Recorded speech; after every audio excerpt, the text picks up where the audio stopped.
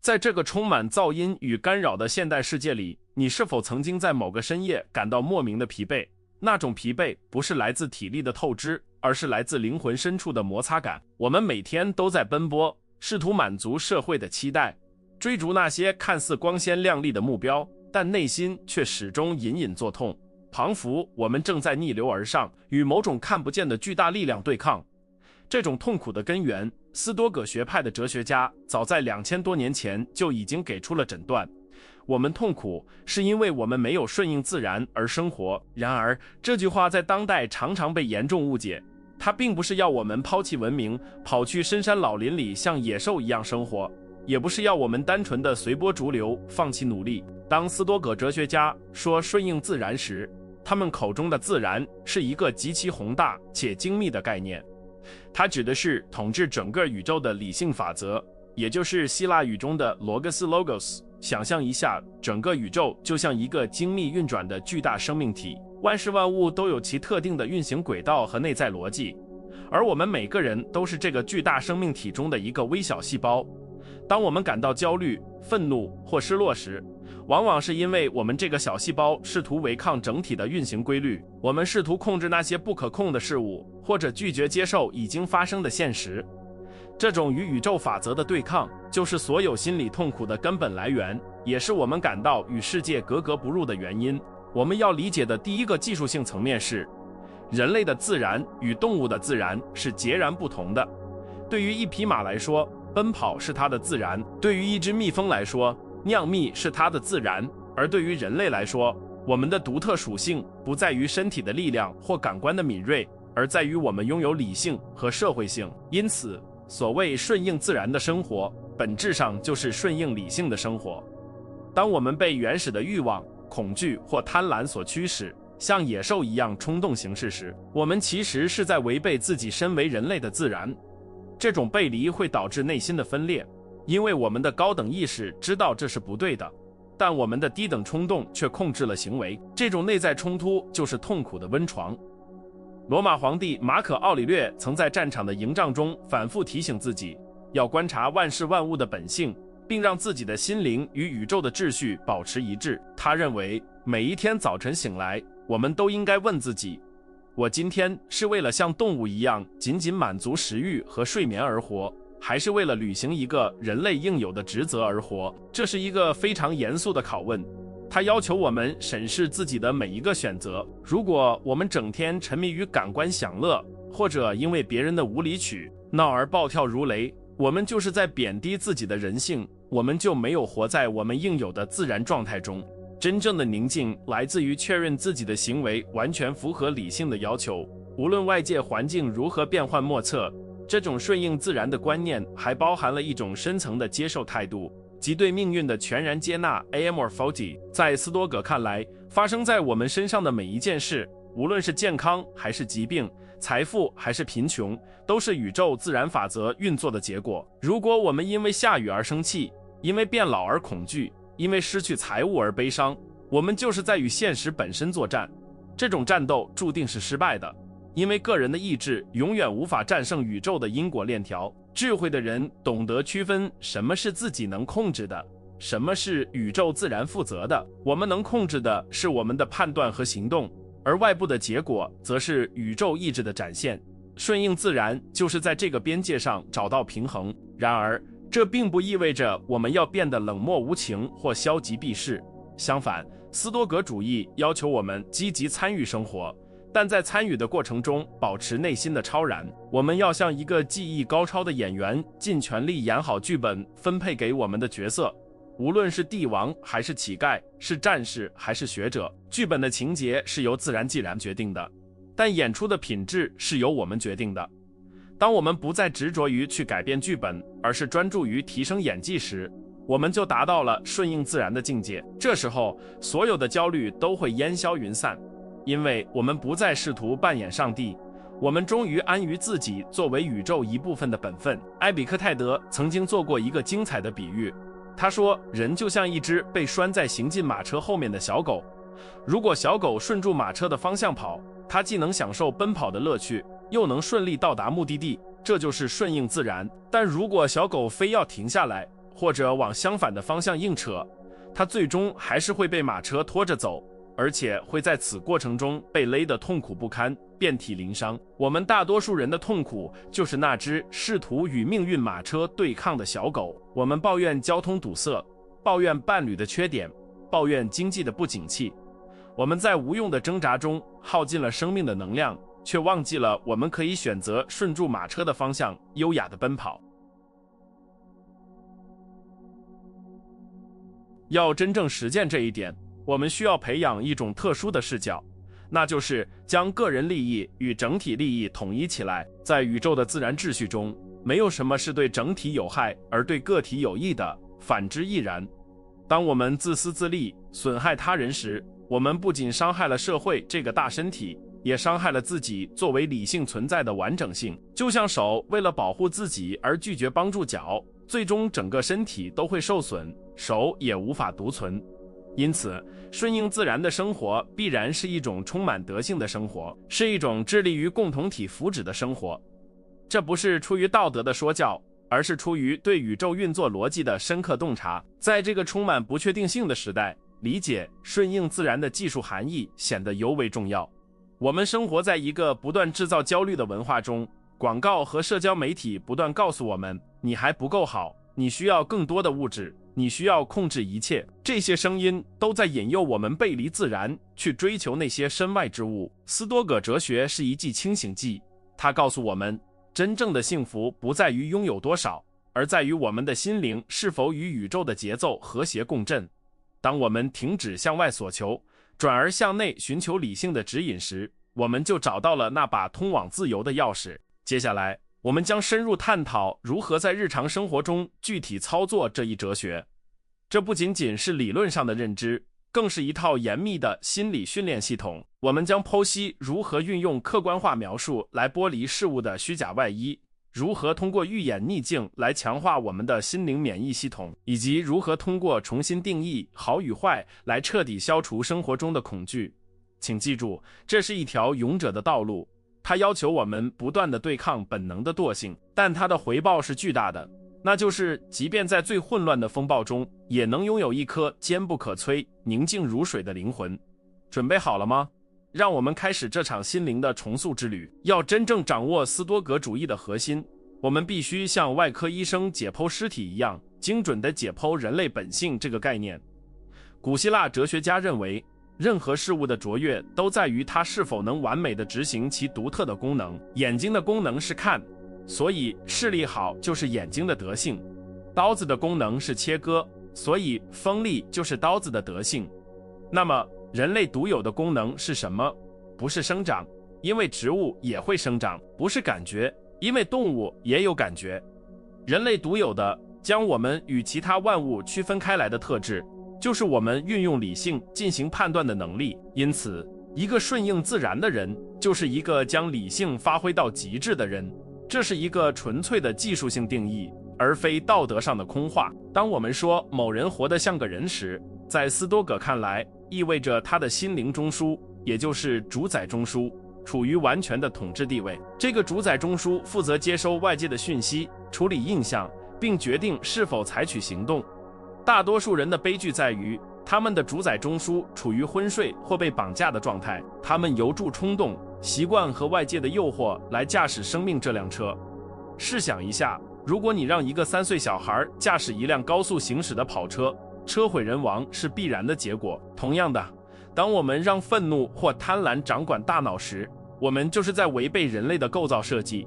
我们是在让低级的机制篡夺高级机制的权利。这种混乱必然导致痛苦。为了夺回理性的控制权，斯多葛学派提供了一个强大的心理工具，我们称之为客观化描述。这是一种剥离事物表面价值，直视其物理本质的训练。马可·奥里略是这方面的大师。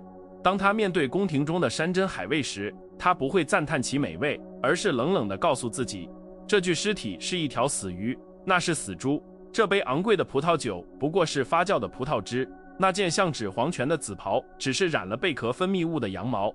这种看似扫兴的描述，实际上是一种极高明的认知防御术，它能瞬间切断事物对我们情感的诱惑，让我们看清它们并没有内在的好坏，所有的价值都是我们强加赋予的。在现代生活中，我们极度需要这种客观化的能力。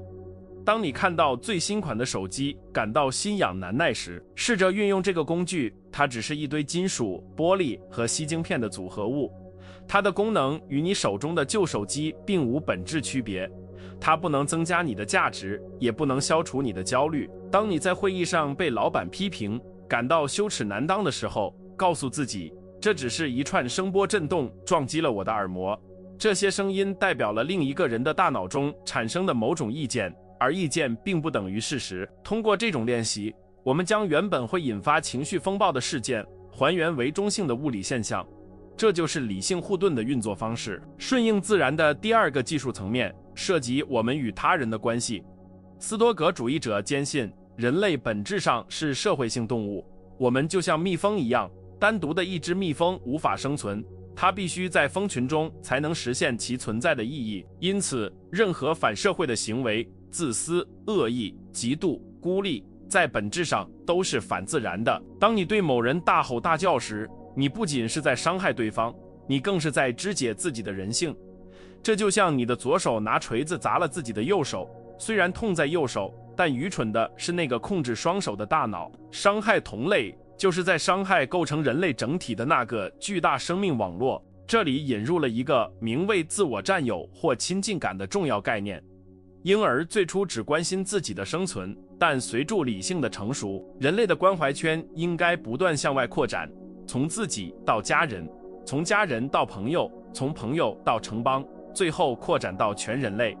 一个真正成熟的斯多葛主义者会将世界上的每一个人视为自己的同胞手足，这并不是出于多愁善感，而是基于理性的推导。既然我们都分有宇宙的理性火花，那么我们在根本上就是同源的。因为交通堵塞而对陌生人路怒，就是忘记了那个陌生人也是宇宙理性的一部分，是我们在这个巨大剧场中的合作伙伴。然而，现实往往是残酷的，我们会遇到无理的人，背信弃义的人。面对这些挑战，马可·奥里略给出了具体的应对策略。他建议我们在每天清晨进行预演。今天我将会遇到爱管闲事的人、忘恩负义的人、傲慢的人、欺诈的人。但他紧接着补充道，他们之所以如此，是因为他们无知，他们分不清什么是真正的善，什么是真正的恶。但我已经看清了善恶的本质，我知道我们同气连枝，因此我既不会被他们伤害，也不会对他们生气。这种心态将他人的恶行转化为一种需要被理解的病理现象，而不是针对我们个人的攻击。这就引出了二分法的高级应用。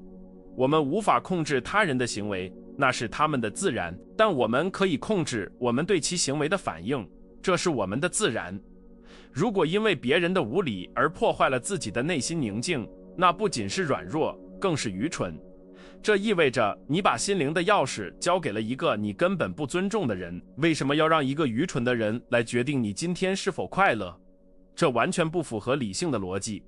顺应自然意味着我们要像一块岩石，任凭海浪拍打，依然屹立不动。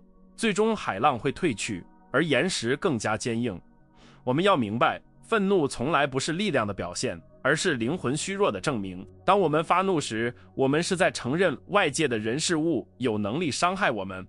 但斯多葛学派教导我们，唯一能伤害你的，只有你自己的错误判断。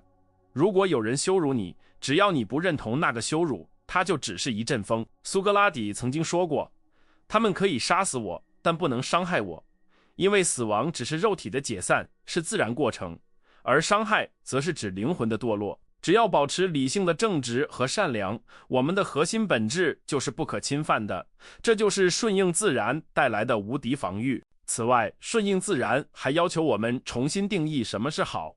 在世俗的眼光中，健康、财富、名声是好的，而疾病、贫穷、默默无闻是坏的。但在斯多葛的技术术语中，这些都属于无所谓之物，它们既不是善，也不是恶，它们只是素材。真正的善仅仅在于我们如何使用这些素材。一个富人可能因为贪婪而活得痛苦恶，一个病人可能因为坚韧而活得高贵善。当我们不再执着于追求那些无所谓之物，而是专注于正确的使用它们时，我们就从命运的奴隶变成了命运的主人。这正是许多人感到痛苦的症结所在。我们花了一辈子的时间去追逐那些我们无法完全掌控的身外之物，却忽略了唯一完全属于我们的内在品格。我们试图改变世界来适应我们的欲望，这就像试图把整个世界铺上地毯，以此来保护我们的脚。斯多葛主义提供了一个更聪明的方案：穿上一双鞋子，修炼理性。穿上这双鞋，无论我们走在布满荆棘的荒野，还是走在平坦的大道，我们都能安然无恙。这就是顺应自然的智慧，改变自己，而不是强求环境。在这一章的结尾，我们必须认识到，顺应自然的生活不是一种消极的忍受，而是一种积极的协作。我们与宇宙的关系就像舞者与音乐的关系，音乐命运已经响起，节奏自然法则已经确定。我们无法改变音乐，但我们可以选择跳出一支优雅和谐的舞蹈，或者选择笨拙地踩在节拍之外。大多数人的焦虑都源于他们试图指挥乐队，而不是专注于自己的舞步。现在我们已经确立了理性和社会性这两大支柱，并且掌握了客观化描述和价值重估这两个基本工具。但是，如何在巨大的失落、死亡的恐惧以及极端的情绪波动中保持这种状态？接下来的章节，我们将进入更深层次的实战领域，探讨如何利用预演坏事来构建心灵的堡垒，以及如何站在宇宙的视角俯瞰人生，让所有的烦恼在浩瀚的时空中瞬间化为尘埃。这不仅仅是哲学，这是生存的艺术。我们将学习如何在混乱中建立秩序，如何在无常中找到永恒。请准备好，因为接下来的思维训练将挑战你对安全感的固有认知，并引领你走向真正的不可动摇的内在自由。如果说理性是我们导航的罗盘，那么预演坏事就是我们心灵的重型装甲。现代心理学告诉我们，焦虑往往源于对未知的恐惧。我们害怕那些可能发生的灾难，这种模糊的恐惧像幽灵一样缠绕着我们。斯多葛主义者采取了一种反直觉的策略，不要逃避恐惧，而是迎头撞上它。塞内卡建议我们不要仅仅预测事情会顺利进行，而要预想所有可能出错的情况。这听起来像是悲观主义，但实际上这是消除焦虑最强效的疫苗。悲观主义者是被恐惧瘫痪的人，而斯多葛主义者则是通过直视恐惧而获得免疫力的人。想象一下，你每天出门前不仅检查天气，还在脑海中模拟一场暴风雨。当风和日丽时，你倍加珍惜；当暴风雨真的来临时，你早有准备，不会惊慌失措。这就是这项技术的核心。意外性会增加灾难的重量。如果我们对不幸早有预期，它对我们的打击力就会减半。这不是要你整天忧心忡忡，而是在冷静的理性时刻，刻意的去想象最坏的结果。这是一种受控的心理模拟训练，就像士兵在和平时期进行实弹演习一样，目的是为了在真正的战争中存活下来。让我们把这个工具应用到现代人最常见的恐惧上。失业，大多数人甚至不敢去想这个念头。一旦这种恐惧袭来，就会立刻转移注意力。但斯多葛主义者会坐在椅子上，闭上眼睛，详细的可视化那个场景。老板叫你进办公室，递给你解雇信，你收拾桌上的私人物品，同事们尴尬的眼神，你走出大楼的那一刻，然后继续想象没有收入的一个月，银行存款减少，生活水准下降。在这场模拟的尽头，你会发现一个惊人的事实：你还活着，你依然有手有脚，你的理性还在，你并没有因此毁灭。通过这种极端的脱敏疗法，我们剥夺了恐惧的权利。恐惧依赖于模糊性生存。当你用理性的光芒照亮每一个可怕的细节时，你会发现那个怪物其实只是一个影子。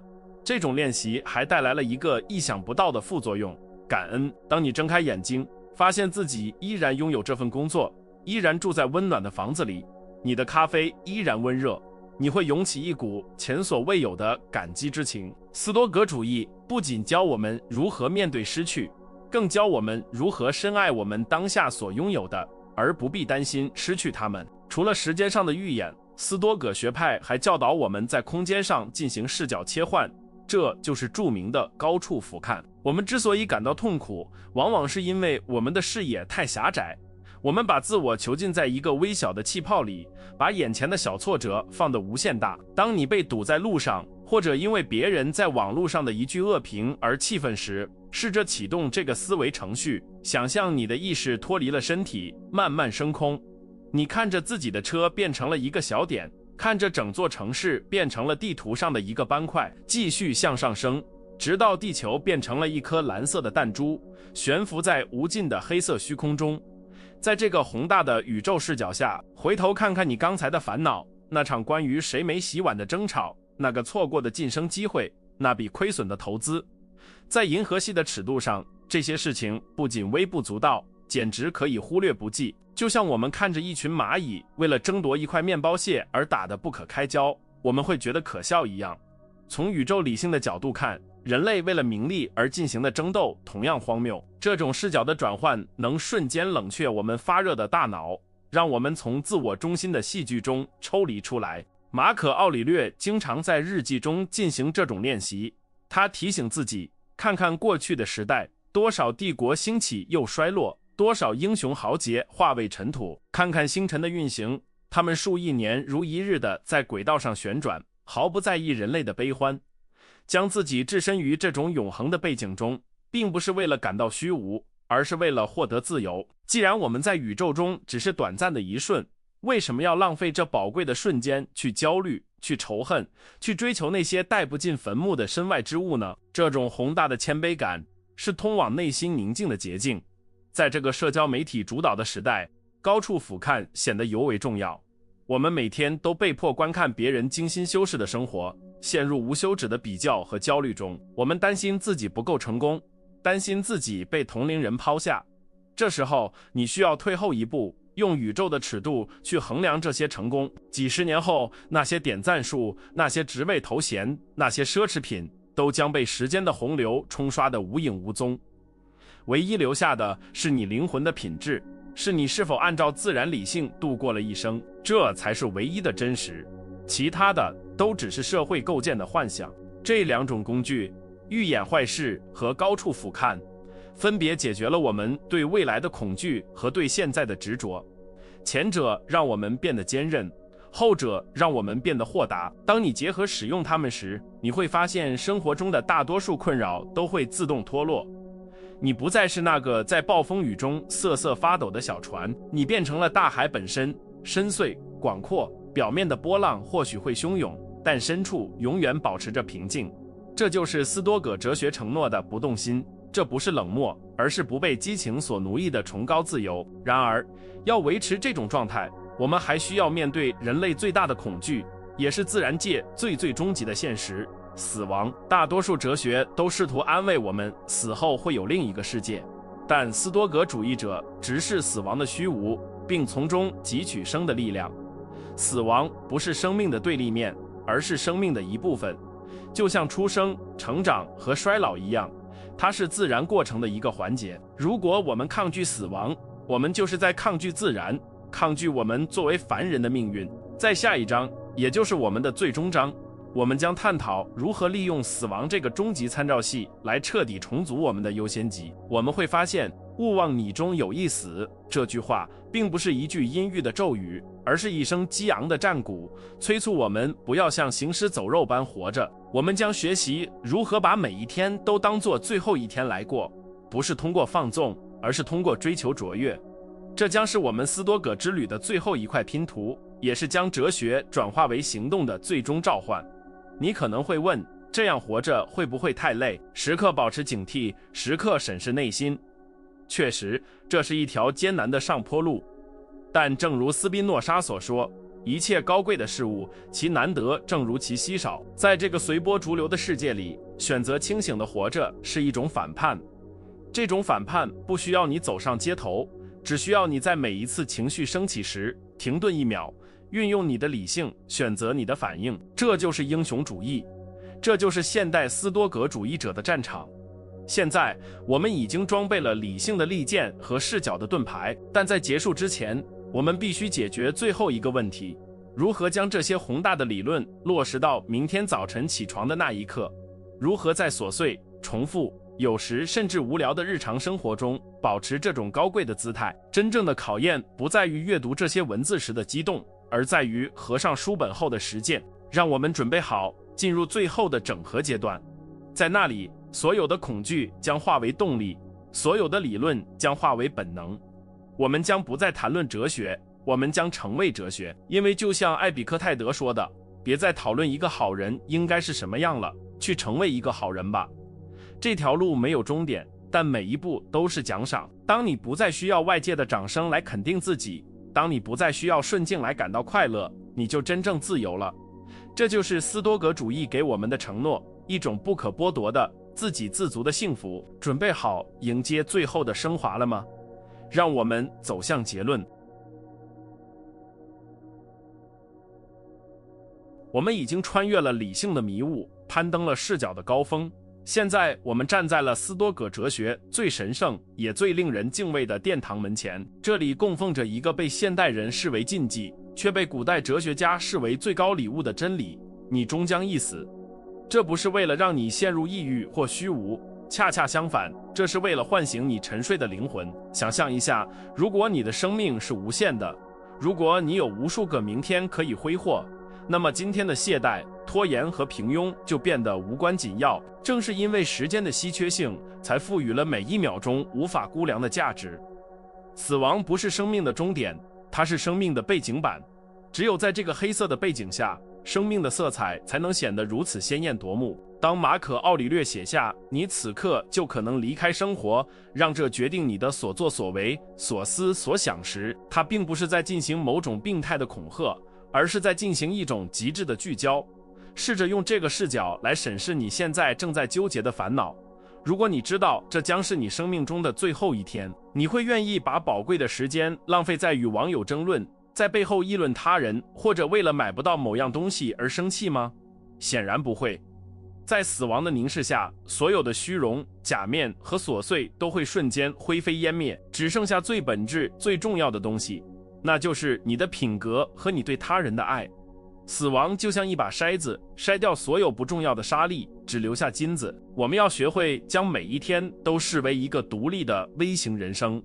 早晨醒来就像是一次新生，我们从黑暗的睡眠中睁开眼，拥有了全新的机会去实践理性。夜晚入睡就像是一次小型的死亡，我们放下一切重担，回归无意识的宁静。如果你能抱着这可能是我最后一次看日出的心态去迎接早晨，那道阳光将会显得格外神圣。如果你能抱着这可能是我最后一次拥抱家人的心态去道别，那个拥抱将会充满了深情与在乎。斯多葛主义者不是冷血动物，他们是因为深刻理解失去的必然性，才比任何人都更热烈地深爱着当下。这种生活方式要求我们彻底根除拖延这种心灵的癌症。我们总是习惯对自己说，等我有钱了，我就去追求梦想；等我退休了，我就开始陪伴家人；等明天，我就开始改变。塞内卡无情地嘲笑了这种态度，他说，在那里开始生活是多么愚蠢，因为那里正是大多数人结束的地方。对于斯多葛主义者来说，不存在未来，未来只是命运手中的一张牌，我们唯一拥有的只有现在。推迟快乐就是在推迟生命，我们必须在当下就活得完整，活得没有遗憾。这样，无论死神何时敲门，我们都可以坦然地说，我已经活过了，我没有亏欠生命任何东西。为了确保我们没有偏离轨道，斯多葛学派建议我们进行一项神圣的晚间仪式——睡前反思。在一天结束之际，不要急着滑手机入睡，而是要在黑暗中审视自己的灵魂，问自己3个问题：我今天哪里做错了？我今天做对了什么？我有什么事情本来可以做得更好？这不是为了自我批判和内疚，而是为了像一位严格的教练一样分析比赛录像，以便明天表现得更好。通过这种日复一日的自我审查，我们的理性肌肉会变得越来越强壮，我们的行为会越来越符合自然，我们对自己的掌控力也会达到前所未有的高度。这就是顺应自然的最终极含义。它是一种不断进化的过程，一种将野兽的冲动转化为神圣的理性的炼金术。我们每个人体内都住着一头野兽和一位神奇。野兽想要贪婪、懒惰、报复和恐惧。而神奇想要正义、勇气、节制和智慧。大多数人的生活之所以痛苦，是因为他们让野兽骑在了神奇的头上。斯多葛哲学就是那把武器，帮助你斩杀野兽，释放内在的神性。当你的心灵不再被外界的风吹草动所劫持，当你能够在混乱中保持内心的秩序，你就建立了一座属于你自己的内在城堡。这座城堡是坚不可摧的，即使外面的世界崩塌，即使暴君夺走了你的财产，即使疾病侵蚀了你的肉体，这座城堡依然屹立不倒。因为你知道，真正的幸福不依赖于任何外物，它只依赖于你如何运用你的判断力。这是一种绝对的自由，一种帝王都无法剥夺的自由。你是你自己灵魂的君主，你的心灵就是你的领土。只要你守住理性的防线，就没有任何力量能够征服你。这不是一种孤独的胜利，这是一种与宇宙法则合二为一的壮丽凯旋。在这个充满焦虑、攀比和噪音的现代社会，选择成为一名斯多葛主义者，就是选择成为一名隐形的战士。你不需要穿着特殊的长袍，也不需要在大街上高谈阔论。你在会议室里冷静应对危机，你在拥堵的交通中保持微笑，你在面对不公时坚守原则，你在诱惑面前不动如山。这就是战斗，这就是荣耀。你的每一次理性选择都是向混乱世界投出的一束光。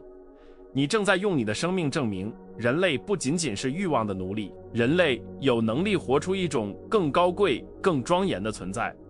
我们要明白，这种转变不会在一夜之间发生。你依然会失败，依然会发脾气，依然会感到恐惧。这没关系，这是自然的过程。重要的是，当你跌倒时，不要躺在地上自怨自艾，而是要像一名决斗士一样擦前血迹，重新站起来，回到竞技场。哲学不是用来展示的奖杯，它是用来包扎伤口的绷带，是用来战斗的剑。每一次你重新夺回理性的控制权，你就在向理想的自我迈进了一步。这条路没有终点，因为卓越是一种习惯，而不是一个目的地。现在，让我们把目光投向更宏大的宇宙图景。想象我们所有人都像是一棵大树上的树叶，虽然我们各自独立，但我们都汲取着同样的养分，都归属于同一棵生命之树。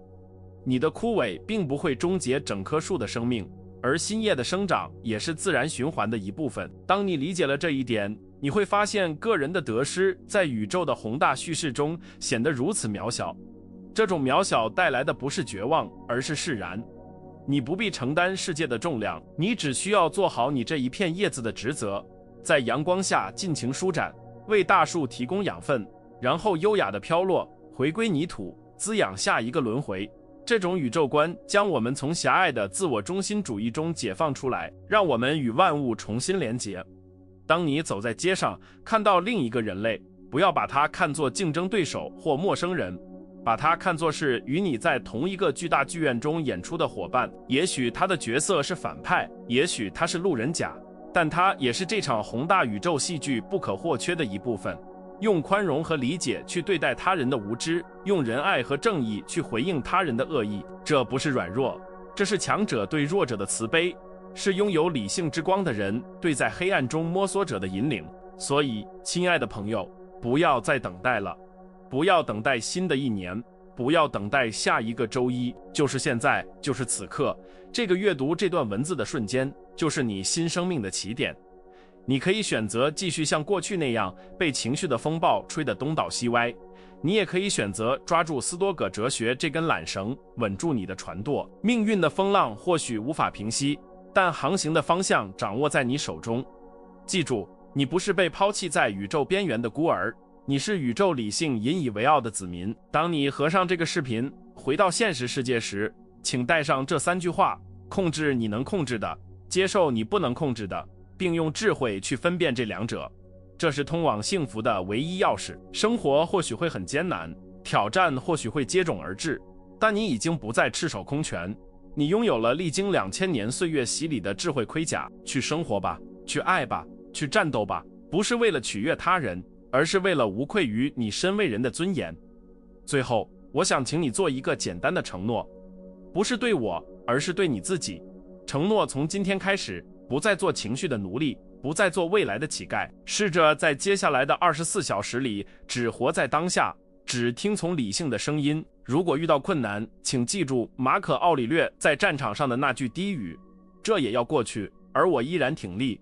因为在废墟之上，唯有理性与德性是时间无法摧毁的永恒丰碑。这就是斯多葛主义的真谛，在无常的世界里构建一个永恒的自己。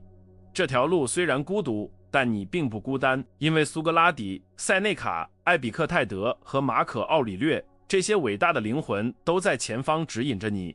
脚下的路已经铺好，勇气在你心中燃烧。出发吧，英雄，去夺回属于你的人生，去活出真正的自然之美。如果你准备好接受这个挑战，准备好开始这场心灵的革命，请在评论区写下热爱命运。这不是一句简单的口号，这是一份签给自己的生死契约。让我们看看有多少人愿意在这个混乱的时代选择成为自己灵魂的船长。这只是开始，而真正的传奇将由你的行动来书写。